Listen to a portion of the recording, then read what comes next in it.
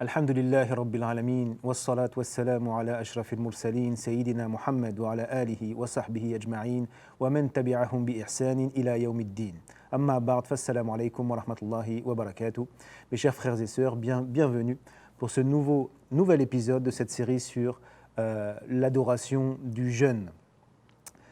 Nous savons que Allah ne nous demande pas d'être dans la gêne et dans la difficulté. Il nous demande de faire des efforts sur nous-mêmes, mais il ne nous demande pas ce qui est au-dessus de nos forces et ce qui risque de nous nuire. Et donc, le jeûne étant une adoration qui demande un effort et qui va prendre de l'énergie sur le corps, il y a certaines personnes qui seront excusées et qui n'auront pas à jeûner durant le mois de Ramadan. Premièrement, le malade.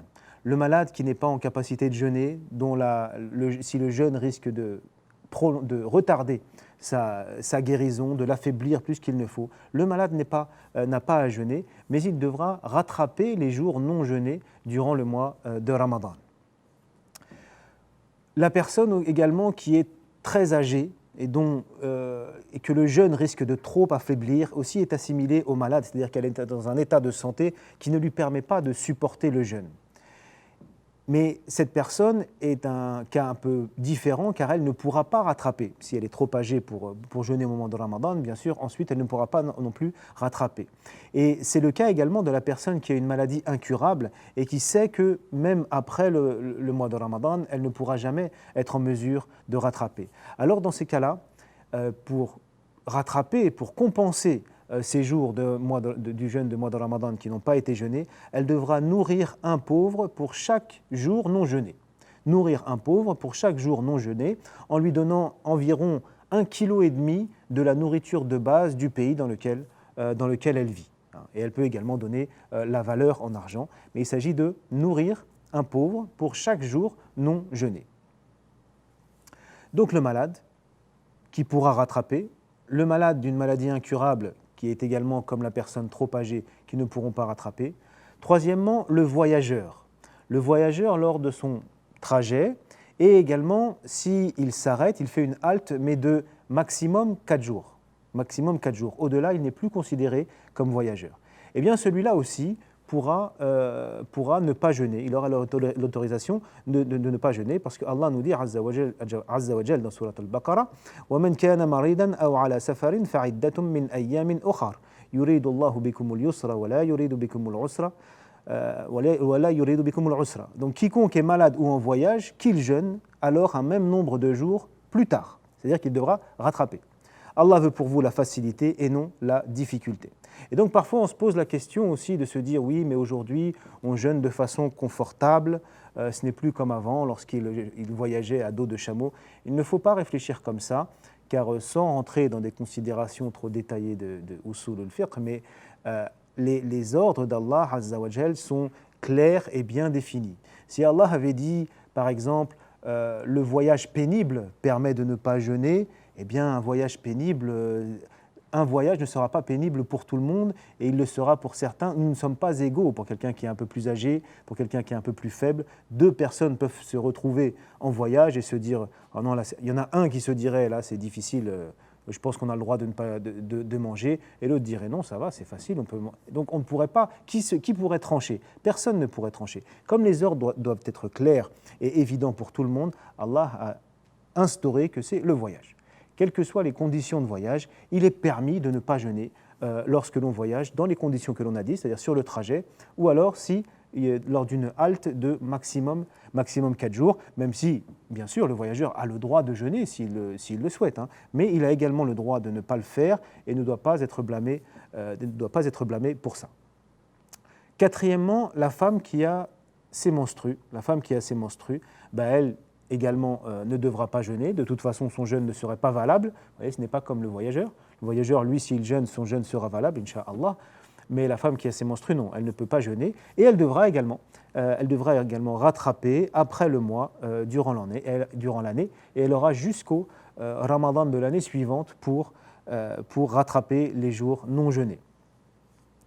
Ensuite, la femme enceinte ou qui allaite, mais à condition qu'elle craigne pour elle ou pour son bébé. Et il faut qu'elle ait des indices un peu tangibles. C'est-à-dire qu'il ne faut pas se dire que une femme enceinte, bon, je suis enceinte, je ne jeûne pas. Ou j'allaite, je ne jeûne pas. Non, le fait d'allaiter ou d'être enceinte, ce n'est pas une maladie, ce n'est pas être malade. Et il y a des femmes qui se portent très très bien alors qu'elles sont enceintes ou alors qu'elles allaitent. Mais s'il y a des raisons médicales, ou si une personne est dans un état un petit peu de faiblesse, s'il lui manque du lait aussi pour allaiter son enfant et que le jeûne empire cet état-là, eh bien, elle aura le droit de ne pas jeûner et devra également rattraper ses jours non jeûnés après le mois de Ramadan. Donc le malade d'une maladie qui se terminera, Inch'Allah, et donc qui pourra rattraper, le malade d'une maladie incurable, ainsi que la personne âgée, le voyageur, la femme qui a ses menstrues, ou ses lochis bien sûr, et la femme enceinte ou qui allaite, qui craint pour elle-même ou pour son bébé. Maintenant, celui qui transgresse un jour de jeûne du mois de Ramadan sans excuse valable, c'est un très grand péché. C'est un très grand péché et il n'a plus qu'à, bien sûr, il devra rattraper ce jour non jeûné, mais surtout, il n'a plus qu'à faire un repentir sincère auprès d'Allah Azza wa Jal et espérer et demander à Allah, supplier Allah qu'Allah agrée son repentir, car c'est un très grand péché. Et donc, celui qui mange sans excuse lors du mois de Ramadan devra rattraper son jour, mais si il a rompu son jeûne en ayant des rapports conjugaux avec son épouse, là c'est autre chose. S'il rompt son jeûne sans excuse valable en mangeant, il devra rattraper son jour de jeûne et faire un repentir sincère, tawbah, un repentir sincère auprès d'Allah subhanahu wa ta'ala. Mais s'il rompt son jeûne en ayant des rapports conjugaux avec son épouse, là il devra, pour rattraper cette faute, jeûner 2 mois consécutifs. Jeûner 2 mois consécutifs, ou s'il n'en est pas capable, nourrir 60 pauvres. Donc nous voyons que l'expiation pour cette faute-là est lourde, et bien sûr, dans tous les cas, bien sûr, c'est quelque chose qui ne doit absolument pas être fait, c'est un grand péché. Nous avons donc parlé essentiellement du jeûne obligatoire, qui est le jeûne du mois de Ramadan. C'est le seul jeûne qu'il est obligatoire d'observer pour tout musulman, sauf ceux qui répondent aux critères, donc qui ont une excuse valable. Mais en dehors de cela, il y a d'autres jours dans l'année qu'il est recommandé, qu'il est bon de jeûner. Nous avons notamment le jour de Ashura. Le jour de Ashura, c'est le 10e jour du mois de Muharram, qui est le premier mois de l'année lunaire. Et il est conseillé également de jeûner un jour avant, donc le 9, et un jour après, le 11. Le prophète sallallahu alayhi wa sallam nous a dit dans un hadith rapporté par Ahmed, Sumu qablahu yawman wa ba'dahu yawman. Jeûnez un jour avant lui et un jour après, et bien sûr le jour lui-même. Et il nous a également indiqué que yukaffiru as-sanata al-madiyah. Par ce jeûne du jour de Ashura, eh bien nos péchés de toute l'année passée sont pardonnés, incha'Allah. Il faut savoir que le jeûne de Ashura était le jeûne qui était obligatoire pour les musulmans avant l'obligation du jeûne du mois de Ramadan. Avant que le jeûne du mois de Ramadan devienne une obligation, eh bien les musulmans devaient jeûner ce jour de Ashura. Pourquoi ce jour de Ashura ? Lorsque le prophète sallallahu alayhi wa sallam est arrivé à Médine, il a remarqué que les juifs de Médine jeûnaient ce jour-là. Et il a demandé pourquoi.